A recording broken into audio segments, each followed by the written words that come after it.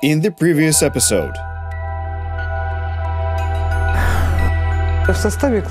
there were only 15 items in the treasure chest: a dart tip, Celtic axis, and a razor that is also connected with some other historic monuments.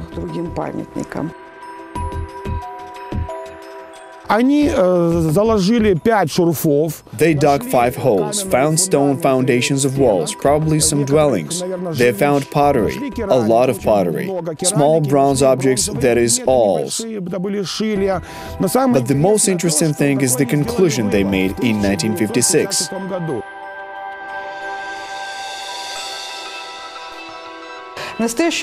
Currently, about 4 hectares of the territory has been discovered. The mound existed from the turn of the 13th to 12th century BC, and until the end of the 10th and beginning of the 9th century BC.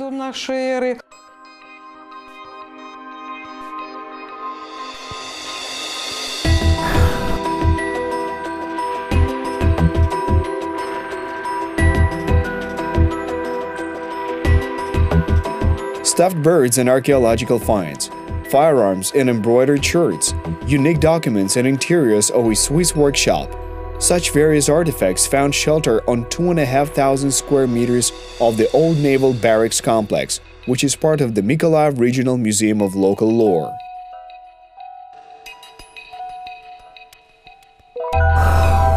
Each of them has its own fascinating history and priceless scientific value.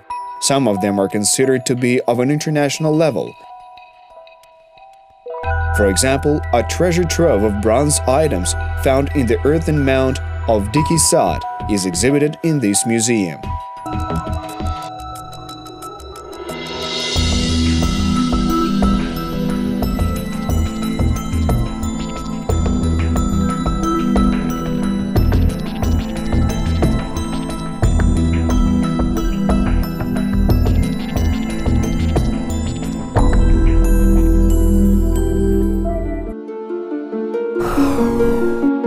In the 8th century BC, the world first heard the epic poems of the ancient Greek poet Homer, the Iliad and Odyssey, the last of which possibly contains a reference to a settlement on the territory of modern Ukraine known as Dykiy Sad, or Wild Garden.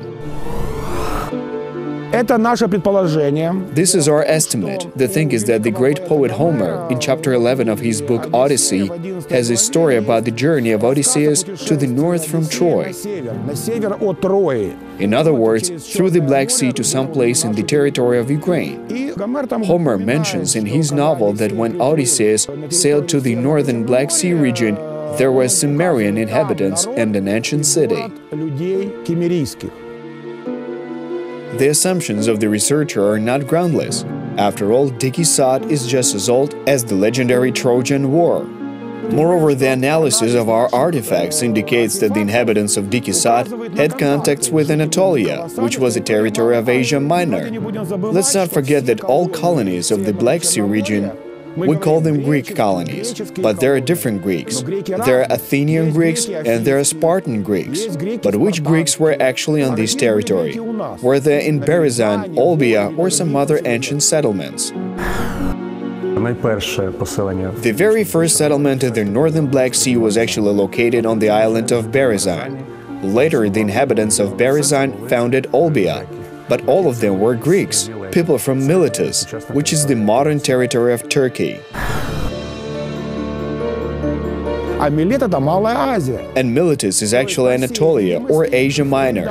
According to all historical facts, the recollections of this territory were immortalized in the legends of the Greeks of the 13th to 12th centuries BC, when they arrived here. Just take note of the time connections. We have stone from Anatolia and elements of ceramic decor of Anatolian origins. And just take a look. It is quite likely that the Greeks from ancient Miletus indeed set foot on this territory in those ancient times. But there is another fact in addition to the hypothetical mention of Homer. This one is real. The Dykiy Sad mound is of the same age as the legendary Troy. And this is where the interesting story about the Trojan horse begins. It was made widely popular by the most influential film studios in Hollywood. Speaking of Troy, the thing is that Troy is generally perceived as a single entity, while there are actually 9 of them, 9 layers of Troy. Life had existed there for thousands of years, and what corresponds to our Dykiy Sad is Troy's 7th bay. It's the 7th layer and an additional layer B. If we take a look at Troy of that time, not the earlier one, with powerful walls and towers, but the city in the 13th century, we will see the exact same dwellings and the very same masonry there. The only difference is that moat there was much smaller in actual size. There were only 2.5 meters wide and 2 meters deep. Ров 2,5 метров шириной и 2 метра глубиной. The moat enclosure of Dykiy Sad is 5 meters wide and 3 meters deep, but the researcher has an explanation for that. This is explained by the fact that the terrain there is rocky, while here it's mostly clay, so it was much easier for us to dig out. But those who saw the movie about the Trojan War and those who are watching our show right now won't see any superiority of the Ukrainian city over the Greek one. The reason for that is the Hollywood version of the Trojan horse epic. The matter is that the film most likely shows Troy 3 or Troy 6 with strong walls and towers, and the Troy that corresponds to the Trojan War by chronology is Troy 7. Everything was much smaller there because Troy 7 was probably destroyed, and Troy 7a was assaulted during the Trojan War as described by Homer and his epochal works. Troy 7b rose from the ashes of that Troy, and this Troy 7b is equivalent to Dykiy Sad in terms of age. There is a lot of stab ceramics in that collection. Given this, it is quite probable that to a certain extent our people took part in that war.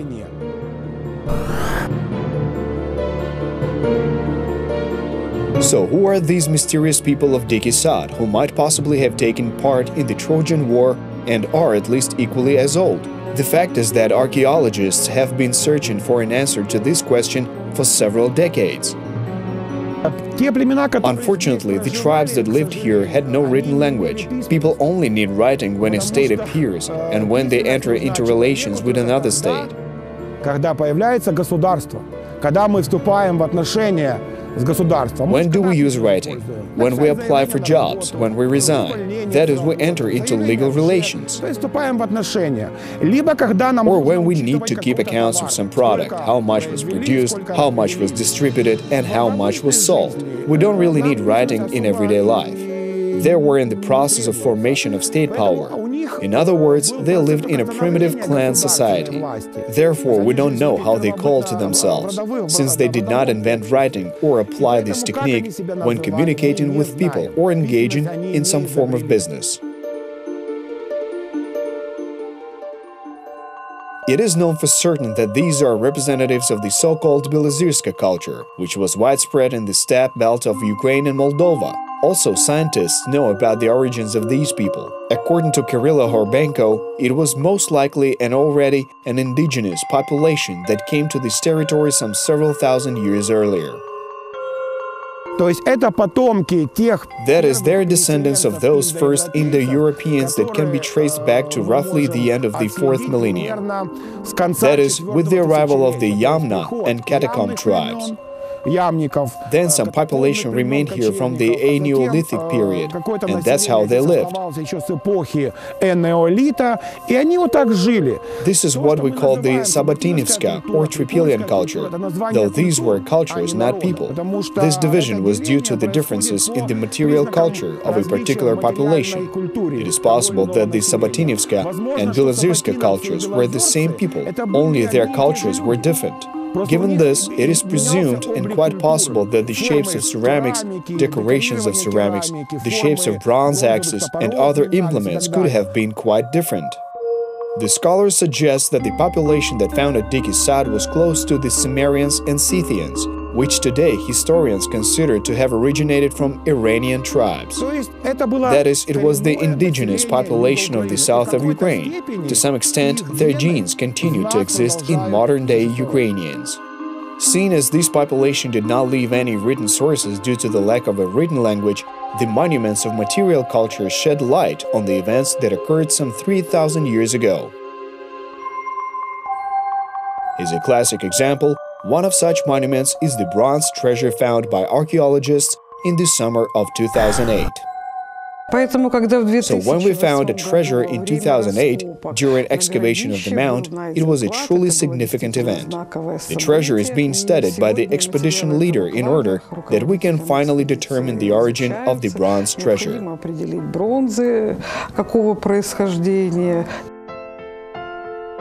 The research that has not yet been completed has already not just shed light on some aspects of the internal structure of the settlement, but has also contributed to some interesting discoveries. The discovery of the treasure and the bronze sickle indicates that Dykiy Sad has become more ancient. That is, it was definitely founded by the end of the 13th century, in the second half.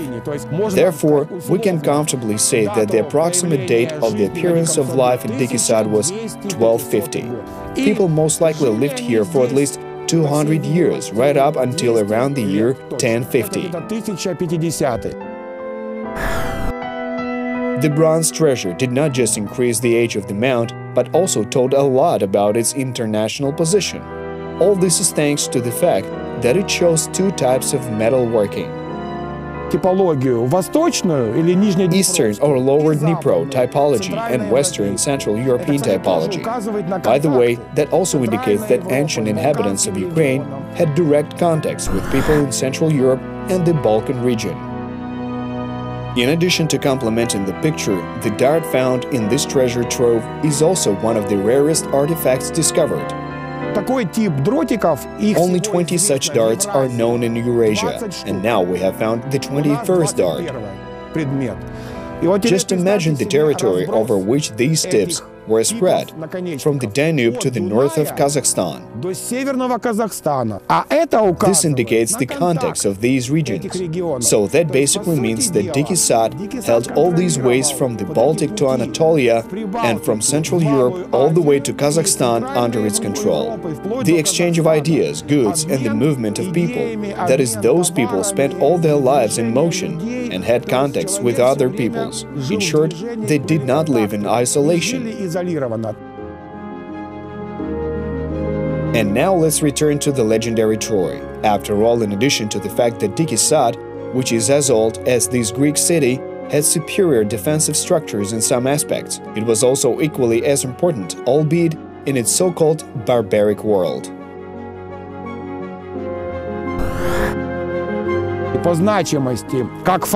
In terms of importance as outposts that controlled trade routes, they were equal. Troy controlled the Black Sea, the Sea of Marmara, the Aegean Sea, and the Mediterranean Basin, which was a conglomerate of more developed cultures. The material culture in Troy was better developed than ours, meaning that we lived in a barbaric world. They were civilized and we were barbaric. But we in the Dykiy Sad played a similar role to that of Troy, though only in the region of Eastern Europe and Southeast Europe, controlling the paths from north to south and from east to west. It was kind of its world of control. Apparently, they somehow communicated with one another, exchanged certain objects, and so on. Such groundbreaking and exciting information becomes known thanks to archaeological finds, but it remains a closed matter for quite a long time, just like the artifacts that contain these facts. Such was the case with the bronze treasure. It remained inaccessible to ordinary citizens for several years. As expected, at the end of the field season, the expedition leader Kirilo Horbenko handed over the treasure along with other materials to the Mykolayiv Regional Museum of Local Lore in order to obtain carte blanche and an open list for further excavations. It was presented in our stores, and in 2011, at one of the last exhibitions in the old territory of the museum, we held a separate Dykiy Sad exhibition, where its exhibits were first shown to our visitors. In 2012, the museum moved to a new territory. The Dykiy Sad section was represented quite widely in the exposition. The treasure is also presented in the exhibition along with ceramic materials, bones and stone products. Now, from the display cases of the Regional Museum of Local Lore in Mykolayiv, the bronze treasure, together with other unique artifacts, can tell breathtaking stories to its visitors and perhaps change the perception of both local and global processes.